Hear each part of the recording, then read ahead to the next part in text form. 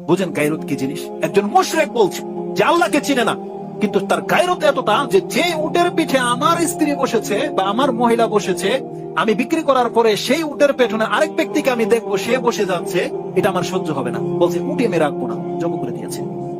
এটা হচ্ছে গায়রত। এক সাহাবী তো বলেছিল, ইয়া রাসূলুল্লাহ, যদি আমি আমার স্ত্রীর সাথে অন্য কোনো পুরুষকে দেখে আমি কিন্তু তাকে হত্যা করে দেব। সাহাবীরা বলছে, বলি কি? রাসূল সাল্লাল্লাহু আলাইহি ওয়াসাল্লাম বলছে, তোমরা কি তার গায়রত সম্পর্কে আশ্চর্য হচ্ছ? তার চাইতে বেশি গায়রত আমি মুহাম্মদ সাল্লাল্লাহু আলাইহি ওয়াসাল্লাম রাখি, আর তার চাইতে বেশি গায়রত হচ্ছে আল্লাহ সুবহানাহু ওয়া তাআলার।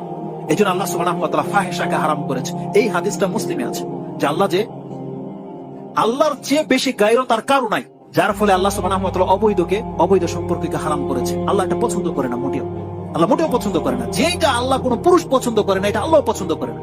আল্লাহ পুরুষদের মধ্যে বা মানুষের মধ্যে এই ফিতরত দিয়ে দিয়েছে যে একটা পুরুষ কি যত খারাপই হোক, ওকে পছন্দ করে যে ওর মেয়ের সাথে, ওর বোনের সাথে অন্য কোনো ছেলেকে দেখুক, পছন্দ করে।